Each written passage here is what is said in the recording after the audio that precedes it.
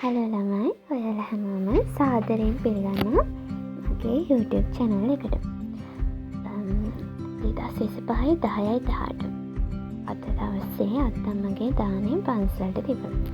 හැම මාසෙම අත්තම්මා 18 වෙනිදාට දානේ අරන් යනවා පන්සලට.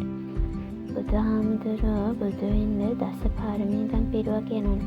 ඒ පාරමීදම් වල ඇතුළත් වෙන දාන පාරමිතාව කියන්නේ මහා පින් සිද්ධ වෙන වැඩක්. අපි කැමති දේවල් දුන්නම අපිට කැමති දේවල් ආපහු ලැබෙනවා කියලා කියනවා. අදත් මම ඉතින් පන්සල් ගියා. ඒ කරලා මල් අරන් ගියපුවා මල් වටේට ඇහිරුවා. සුදු පාට මල් උඩ රෝස පාට ලස්සන බිව්වම හරි ලස්සනයි ඉතින්. මල් හදනකොට හිතත් නිවෙනවා.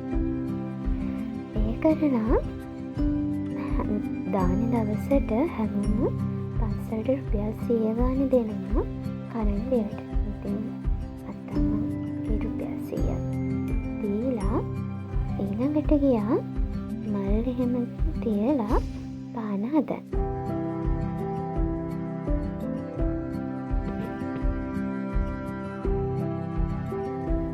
ආලෝක පූජාව කියන්නේ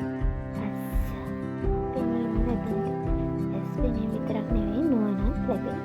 ඉතින් අන්න මල් පූජා කරලා පානට තෙලෙන් දාලා සුද්ධ පූජාව දෙනවා.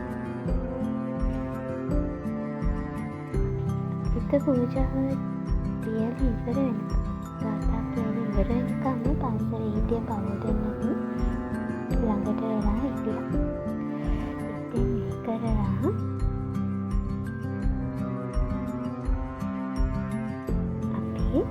ගෙදර අපේ මේ පන්සල කටින පින්කම තියෙන්නේ 21 වෙනිදා.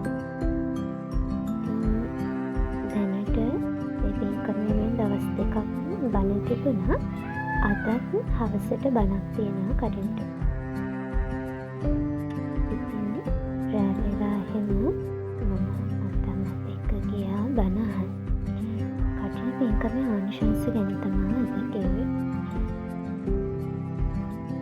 කටින පින්කම කරාම අපේ ආනන්තරීය පාප කර්ම අනිත් සියලු පාප කර්ම යටයි කටින පින්කමට.